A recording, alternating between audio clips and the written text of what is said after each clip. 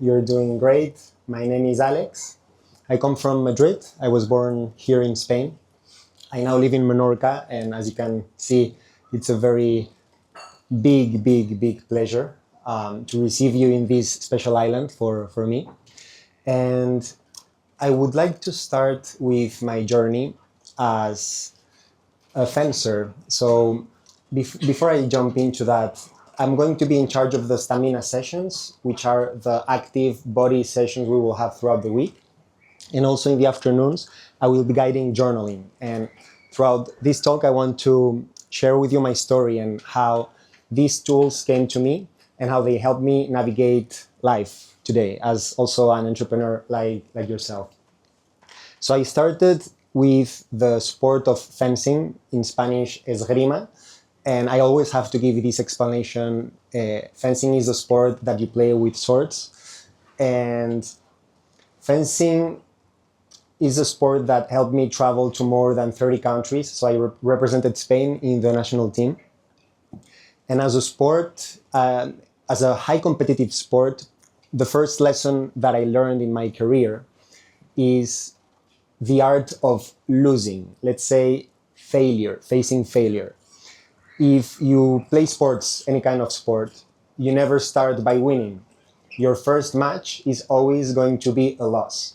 And if you start getting demotivated by every loss, it's very hard for you in the future. Meaning, failure was my first master. Failure was my first teacher. And I want you to reframe failure as an opportunity of growth. If you see failure as an opportunity to get better every time, it's going to be a point where, in my case, in the sport of fencing, I will start winning. And failure has this innate teaching of humility, of being humble. So when you have a startup, you have this fear of failing. You have this fear that your startup is going to die. And you are in this survival instinct, in this survival mode.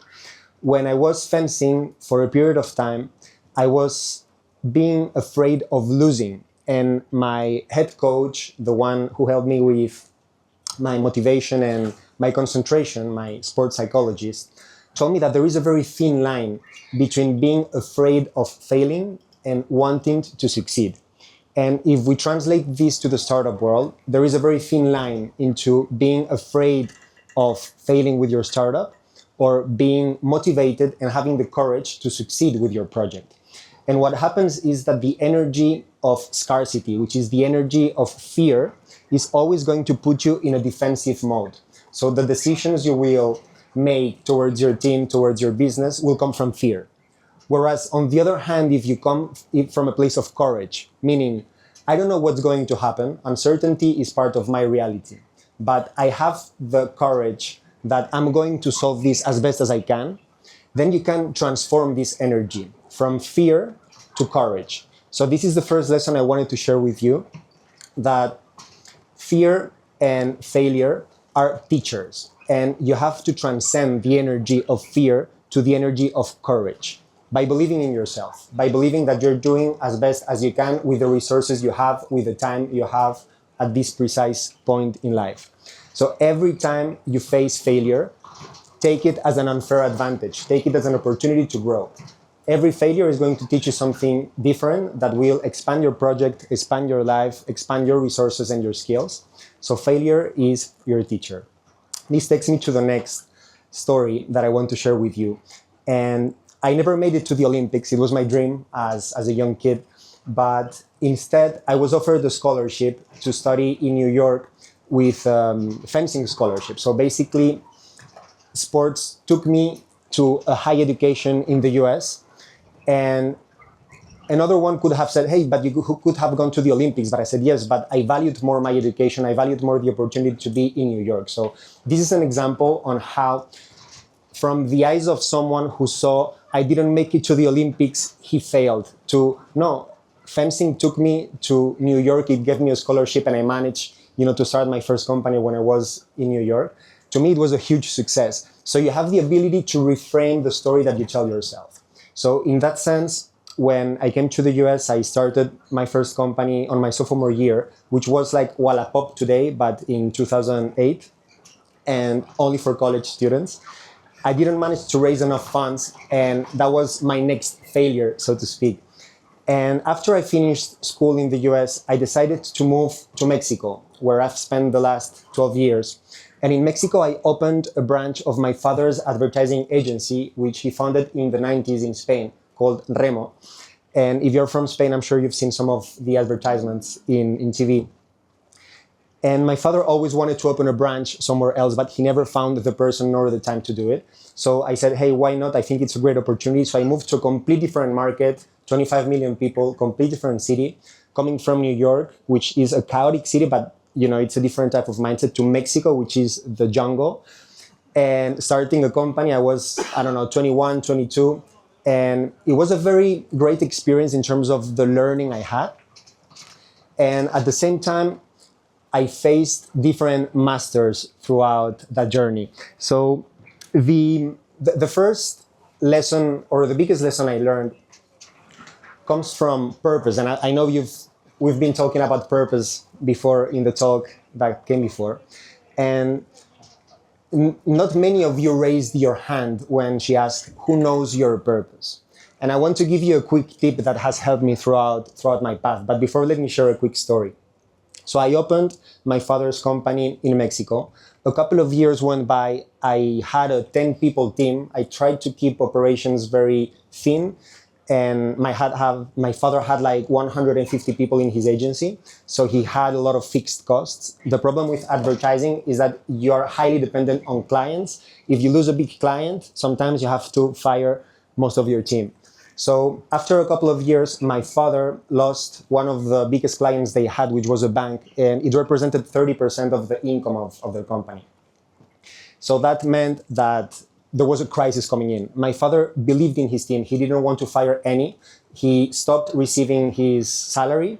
The months went by, a big crisis hit Spain, and things got worse and worse and worse. And my father was faced with a choice, which was, I either close the agency or I sink with the ship.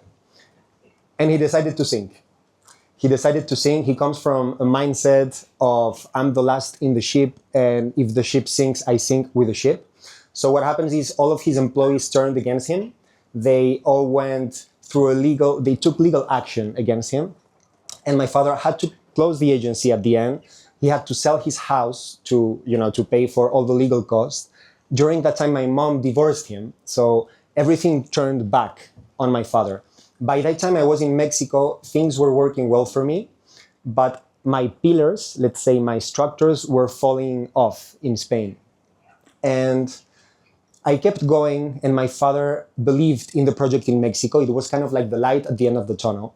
And after a few months, he said, look, I have all of these awards, because in advertising, it's like in the movies that you win an Oscar. In advertising, you win different awards. And he said, I have all this furniture I bought in different auctions. Why don't I send all of this to you to Mexico, so you decorate your agency with the awards and the furniture and everything? And at that time, I received it as an act of love, as, hey, why not bring it here? And he sent me this huge boat full of things, full of items. There was a big piece of metal that was weighing 200 kilos. And I said, I don't know the name in English, but in Spanish it's yunque. And it's like this thing that you use, to make swords. And I'm like, Dad, did you send me a yunque? And he's like, it's not a yunque, it's a piece of art, because it was from the 15th century. But I said, yeah, but no one can take it out from the from the moving truck. And so that's just like a little anecdote. So I decorated the agency with all of this furniture. The months went by, and I started feeling a bit disconnected with advertising. I don't know if any of you have been in the advertising industry. Raise your hand if you have. And so you may know that advertising has this energy that can be very dark, which is manipulating people's ideas, minds, and needs. And I started getting infected with this energy of, hey, I'm helping clients sell products people don't need. And then this client is going to change me for another agency that makes faster content, cheaper, and with more volume. So I started feeling disconnected. But then I had this weight of all the awards and the responsibility that my father had entailed me to, which is I had one of the most successful agencies in Madrid. Now it's your turn. Now you go. 19th of September 2017, a 7.5 earthquake hits Mexico City. And that day, my life changed. I don't know if you've been in an earthquake. I don't recommend it. The thing with this earthquake is that it was both oscillatory and trepidatory, which means the earth moved both horizontally and vertically at the same time.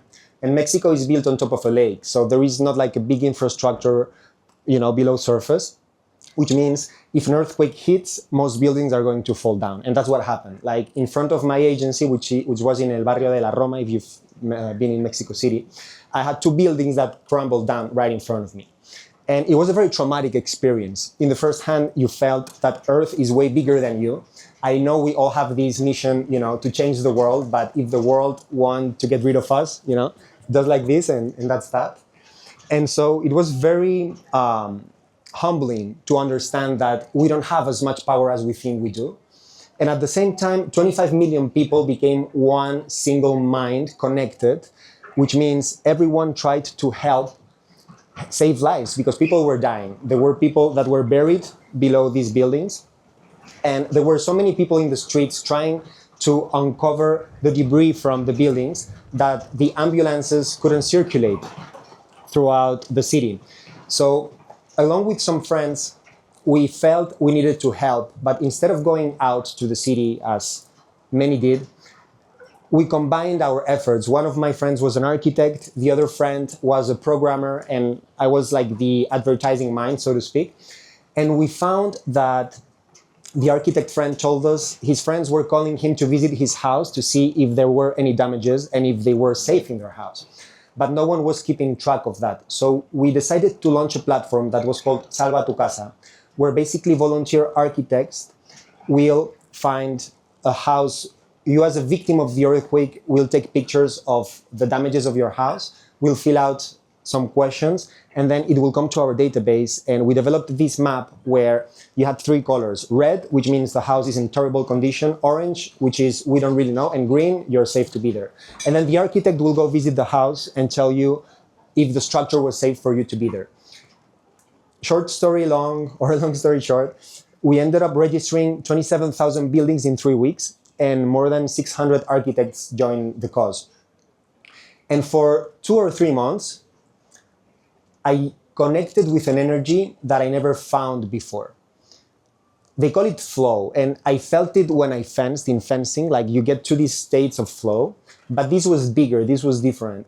And it came from the idea that this project was completely voluntary. There was no money involved. The purpose of the project was to serve others, was to help other people, no matter what. There was a bigger purpose, which was people are dying, actually. Like, we need to hurry up because if these buildings keep falling, like, more people are gonna die. And there was this sense of urgency, obviously. But the fact that the money wasn't part of the equation meant that ego wasn't part of the equation. We didn't fight against each other to know who knows best or who does better work. We just figured out what is the best way I can help. What is the best way I can be of service? And that energy changed my perception of purpose. And since then, since that day, I strongly believe that your purpose and my purpose is to be of service.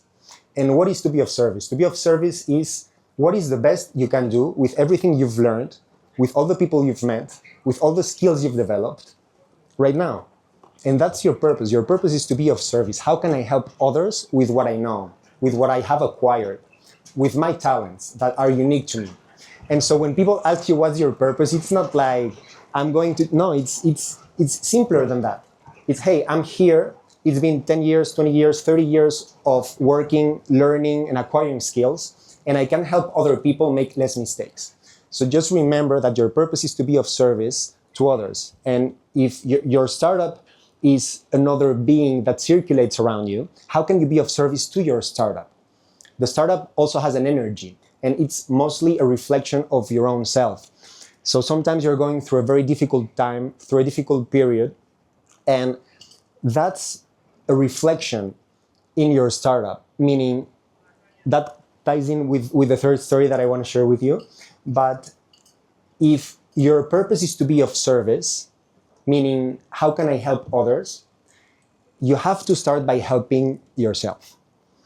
If you are not at your 100%, how can you take your startup to its 100%? How can you take your team to its 100%? So it's a bit egotistical, but I call it egotistic altruism, which is I first take care of me so I can take better care of others. So what happened after the earthquake, and this is a story very hard to believe for some, I'm sure, but this old woman came to the office one day. I was going through a very bad depression after the earthquake because I had to go back to advertising. I just felt the highest level of purpose and service, which was helping saving lives with a project that had no money involved. And now I had to go back to sell campaigns. And it was very hard. At the same time, I had this pressure from my father, like, hey, you have to keep pushing, you have to keep winning awards. Then we're moving to Colombia, then we're moving, to Peru. And I was kind of living his dream in my shoes, right? And so what happened was that one day, this random woman comes to the office. She's like 200 years old and 50 centimeters tall, like Yoda, but prettier and in a woman's version. And she has a pendulum, un péndulo, in her hand. I don't understand anything, but again, I'm in Mexico, and I always like to tell this sentence. Dali said, the thing I don't like about Mexico is that it's much more surreal than my paintings.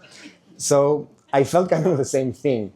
And this woman is staring at me, and I come by her, and she looks at me, and she says, hello, my name is Socorro, which in Spanish means help, like capital letters. And she says, I'm cleaning the energy of this space. So I said, okay, perfect. And then she points at the furniture and the awards that my father has sent. They were all in one corner. And she looks at me and she says, is this your furniture? I say, well, it comes from Spain. I start telling the story, and she interrupts me completely. She looks at my eyes and she says, you have to get rid of it. You have to get rid of it because this has a lot of negative energy that is not allowing you to grow to your fullest potential. This energy is involved with failure, is involved with losing, and it's stopping you from your next opportunity. So obviously I was in complete shock. Like even now I have goosebumps. And that night I didn't go to bed. I couldn't sleep. I kept thinking, who is this woman named Socorro who told me about my father's furniture? So I came to see her. I found her number. And true story, I was in the Uber going to her apartment, and the street name was Calle de la Amargura. So in English is the street of remorse. So I'm going to see Socorro from La Calle de la Amargura, who just told me that my father's furniture had some kind of spell. And, so you can imagine, how I was feeling. Like all my red flags were like, okay, something is going on here. So I meet Socorro, and this woman has like this beautiful house full of plants, full of crystals, full of quartz. And I just felt a very warming energy, like your grandmother, giving you warm soup a day of cold winter. And she looks at me and she says, so tell me. And at that time, I'm like, no, you tell me. Like, you tell me. But I don't know how, she kind of touched a button that was hidden inside of me. And I started crying words that I didn't even know that were within me, that had to do with following my father's path or following my own path, following his responsibilities and that weight I had on my backpack versus following my dreams. And she told me about alchemy. And alchemy is this old and millennial science of transforming the energy, transforming matter. And she said, you know that this bad energy you have in your furniture can be transformed into positive energy. I said, okay, how come? And then we started talking, and this furniture my father bought in very special places, so it had some economic value. And then I found myself with a new door, with a new opportunity, which was, I can sell this furniture. With this money, I can pay off my employees and close the agency. And then I just felt like this weight coming off of my shoulders. Like, wow, this would feel so amazing. Like, I know this is the right path. But then I thought about my father and I said, hey, this is going to break his heart. Like, everyone let him down. My mom, his employees, he had to close his agency. And now I'm his oldest son living in Mexico, like living his dream, and I'm turning my back on him. But after meditating a few days, I took the decision and I decided to close the company, even if that was breaking my father's heart, which it did. But I wrote him a letter and I told him, look, Dad, I know you might not understand this decision as a business partner. I mean, this old woman came, told me that your furniture was completely stale and I'm closing the agency. Like, he must think I took some mushrooms or something.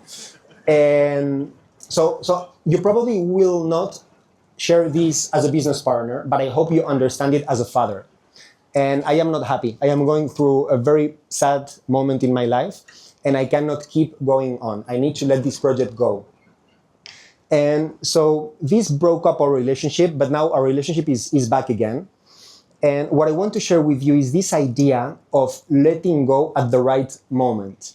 And it's very hard, it's very complicated because we hold on to our dreams, we hold on to our companies, and it's very hard because sometimes we're not living our dream, we're living the expectations of our parents, of our teachers, of the close circles that we have. I needed Socorro from La Calle de la Amargura to show me that. And after I took that decision, my life changed completely. Before I left, Socorro told me, I want you to start journaling, I want you to start writing. And I said, okay, but what do I write about? And she said, I want you to practice gratitude in the morning. So the moment you wake up, just write how you feel and say thank you to whatever, to whoever, but just practice gratitude. Connect with this energy of saying thank you, of connecting with abundance. And before you go to sleep, I want you to write how the day went and then practice gratitude. So sport taught me discipline, and Socorro from La Calle de la Amargura was like, and at that moment, she was like my teacher. And I said, I'm going to do everything she says. And so I went on and I wrote and I wrote and I wrote. She told me another thing, which is escribe con grafito, write with graphite. And graphite is a pencil, a regular pencil. But she says, el grafito, the graphite, is a very powerful mineral. Everything that you write with graphite opens up a channel in the universe and it manifests. Then at that point, I really didn't believe these things, but her name was Socorro and she was from La Calle de la Amargura, and I said, okay, I'm writing with pencils. And 3 years went by, so I closed the agency, and during those 3 years, I worked in different projects that were connecting my passion, which at that time was music, with young talents from Latin America. I was living my dream, but every day I was writing. And writing took me to understanding a part of myself that was completely hidden, which was all of my emotional self. Because when you journal about how your feelings and how you feel, you start connecting with an inner voice. And I didn't know that voice was there. So answers were coming, but I wasn't able to understand them. And writing took me to reading. So I started reading more. I said, hey, where is this information coming from? So reading took me to finding spiritual masters. And if you read enough of these spiritual masters, they all share this habit of meditation. Marcos has been talking about meditation. You practice a little bit of meditation. So let's say that journaling took me to reading, reading took me to meditating. And these three habits combined with physical activity, which is any type of physical activity, are the 4 habits that have changed my life, that have helped me find myself. And everything came from that advice from Socorro, who told me you should start writing. And so this comes to my last lesson, which is the 4th one, which is you have to take care of yourself. When COVID hit, I came here to Menorca, and I still worked in Mexico, but Mexican time means 9 a.m. there, it's 4 p.m. here, so I had all my morning for myself. And every morning I meditated, I journaled, I exercised, and I read. And those 4 habits help me stay balanced, because you take care of your body, you take care of your emotions, you take care of your mind, and you have some more connection with your spirit and with your soul. And after a while, I felt the same energy I felt when the earthquake, which is, I'm feeding off of this energy. And so for the past 4 years, all my mind, all my world has evolved around MELE, which is the method I developed. And MELE stands for meditation, exercise, learning, and escribir, which is expression, right? Writing. And throughout these 3 years, I've developed different tools. One of them is this journal that you see here that has one side that is white that you fill out in the morning and one side that is black that you fill out at night. And the idea is that this journal helps you form these 4 habits. It has QR codes every day with guided meditations, journaling exercises, and some audiobooks that have helped me along the way. And this is a tool that can help you understand yourself better. So if we come back to the beginning of my journey, I spoke about fear, I spoke about failure as a master. And if you're able to change this energy, you will have a superpower within you. But in order to do that, you need to be in touch with yourself. So if you don't have that space during your day-to-day to be in touch with yourself, there is no way that you're going to be able to shift your mindset. So my advice is have 2 meetings with yourself. One, as Socorro told me, the sooner you wake up, take 5 minutes uninterrupted, with no phone, with nothing, just to journal how you feel or what are the 3 most important things I have to do today. And at night, close the day. Instead of closing the day on your bed, answering an email of work, just close without your phone, reading a book, listening to music, but really disconnecting. Because that energy of your last thought will be the beginning of the next day. So if your last thought is, I'm stressed, finances are not going well, that's the energy that you're going to have the next morning. So if you can live with one idea from this talk is you cannot help others if you don't help yourself. And in order to help yourself, you need to make time for that. Throughout this week, I'm going to be sharing some practices with you. And I hope you go back home with the tools that will help you navigate difficulties in life. So I will invite you to write every day. What did you learn today? What are the lessons from today? And maybe you won't understand them now, but 1 year, 2 years, 3 years from now, you will be able to go back to this map that you just wrote, and that will give you an opportunity to really learn about yourself better. Thank you so much.